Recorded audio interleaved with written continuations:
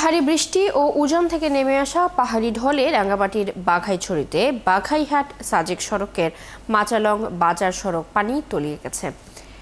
সাজেক খাগড়াছড়ি সড়কে যান চলাচল বন্ধ রয়েছে। সড়ক তলিয়ে যাওয়ায় সাজেক ও মাচালং বাজারে আটকে পড়েছেন 583 জন পর্যটক। মঙ্গলবার সকাল থেকে সাজেকের সাথে সরাসরি যানবাহন চলাচল বন্ধ হয়ে গেছে। তবে বিকল্প উপায় নৌকা ও বাঁশের ভেলায় করে আটকে পড়া পর্যটকদের পারাপার করা হচ্ছে। উপজেলা প্রশাসনের সহায়তায় কাজ করছে সেনাবাহিনীর বাঘাইহাট জোন।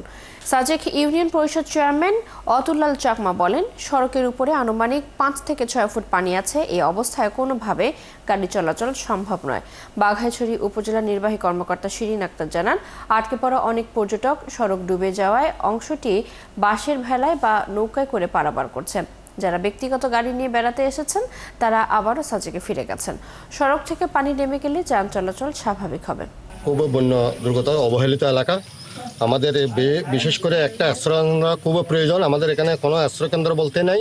এখানে পাশে একটা সিঙ্গিনালা মাদ্রাসা আছে। যদি ভবিষ্যতে এই মাদ্রাসা ভবনটা করে দেওয়া হয় তাহলে এখানে আশ্রয় কেন্দ্র হিসেবে ব্যবহার করা যাবে। সাইক্লোন সেন্টার এবং আশ্রয় কেন্দ্র আমাদেরকে এইসব অঞ্চলে চিহ্নিত স্কুল এবং মাদ্রাসাতে দিলে আমাদের এই অঞ্চলের লোকজনগুলো একটু বর্ষার সময় স্বস্তিতে থাকতে পারবে। সাজেক সড়কের বর্তমান অবস্থা এবং পর্যটকদের সবশেষ খবর জানতে আমাদের সাথে এই মুহূর্তে যুক্ত করে নিয়েছি সহকর্মী ওমর ফারুক সুমনকে। কথা বলবো তার সাথে। সুমন, নিশ্চয়ই শুনতে পাচ্ছেন, সড়ক থেকে পানি সরে গিয়েছে কিনা, এখন কি পরিস্থিতি দেখছেন সড়কের, এবং সব পর্যটককে উদ্ধার করা সম্ভব হয়েছে কিনা সব মিলিয়ে জানাবেন। আপনি যেমনটি বলছিলেন, গতকাল রাতে আপনার বৃষ্টিপাত না হলেও আপনার বাঘাইছড়ি সদর এবং আশপাশের যে এলাকা সেখানে পানি দ্রুতই বৃদ্ধি পাচ্ছে। আপনারা জেনেছেন সাজেকের যে উপরে যে পাহাড়ি অঞ্চল আছে সেখানে প্রচুর পরিমাণে বৃষ্টিপাত হয়েছে। তো নতুন করে আরো নতুন নতুন এলাকা প্লাবিত হচ্ছে। ইতিমধ্যে জেনেছি বাগেরহাট যে সদর যে বাজার, সেই বাজারের সড়কও তলিয়ে গিয়েছে। তো আপনার বন্যা পরিস্থিতি অবনতির দিকে যাচ্ছে জেনেছি। তো সাজেকে যে পর্যটকরা আটকা পড়েছেন সেখানে আপনার উপজেলা প্রশাসনের পক্ষ থেকে তাদেরকে থাকা এবং খাওয়ার ব্যবস্থা করা হয়েছে বলে আমরা জেনেছি। আর আপনার যারা আটকে পড়েছেন তারা তো গতকালকে আপনার সেনাবাহিনীর সহায়তায় আপনার খাগড়াছড়িতে ফিরে এসেছেন। আর যারা সাজেকে আটকা পড়েছেন তারা সাজেকে অবস্থান করছেন। এছাড়াও আপনার চৈতি বাঘাইছড়ি উপজেলা পৌরসভার যে 9টি ওয়ার্ড, এর মধ্যে আপনার প্রায় 3টি ওয়ার্ড এবং 8টি ইউনিয়নের মধ্যে 4টি ইউনিয়নের যে অভ্যন্তরীণ যে সড়ক সেগুলো আপনার পানিতে তলিয়ে গেছে। সড়ক যোগাযোগ বন্ধ রয়েছে। আর আপনার কাপ্তাই যে বাঁধের যে 16টি গেট আপনার 6 ইঞ্চি করে খোলা ছিল, সেগুলি আপনার গত রাত্রে প্রায় 18 ইঞ্চি করে উন্নতি করা হয়েছে।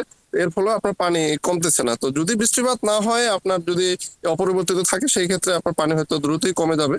যেহেতু কাপ্তাই বাঁধের আপনার 18 ইঞ্চি করে খুলে দেওয়া হয়েছে। তো আমরা কথা বলেছি এখানকার স্থানীয় যে জনপ্রতিনিধি, তারা আমাদেরকে জানিয়েছেন বাঘাইছড়ি উপজেলা যেহেতু কিছুদিন পরপরই আপনার বন্যা প্লাবিত হয়, তো এখানে আপনার মানসম্মত কোনো আশ্রয় কেন্দ্র নেই। আর যে আশ্রয় কেন্দ্রগুলো রয়েছে সেগুলো আপনার জরাজীর্ণ। আপনার উপজেলা প্রশাসনের পক্ষ থেকে আমাদেরকে জানানো হয়েছে যে 55টি আশ্রয় কেন্দ্র প্রস্তুত রাখা হয়েছে। তো 55টি আশ্রয় কেন্দ্রের মধ্যে অনেক আশ্রয় কেন্দ্রের সড়কও আপনার তলিয়ে যায় বন্যা যখন হয়। তো সেখানে আশ্রয় গ্রহণ করাও অনেক দুরূহ ব্যাপার হয়ে দাঁড়ায়। সবচেয়ে যে এলাকাটি আপনার খুবই দুরূহ অবস্থা, সেটা হলো আপনার বাঘাইছড়ি ইউনিয়নের যে পূর্ব লাইলাগোনা যে গ্রামটি, সেখানে আপনার কোনো আশ্রয় কেন্দ্র নেই। সেখানে অনেক লোকের বসবাস।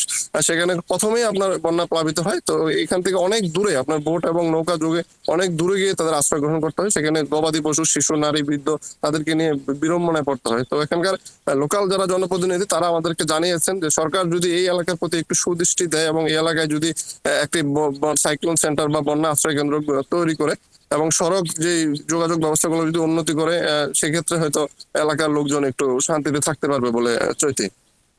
সুমন, আপনাকে ধন্যবাদ আমাদের সাথে যুক্ত হবার জন্য। খোঁজ খবর রাখছেন সেখানে, নিশ্চয়ই পরবর্তীতে আবারও আপনার সাথে যুক্ত হয়ে আমরা জেনে নেব পরবর্তী সংবাদ।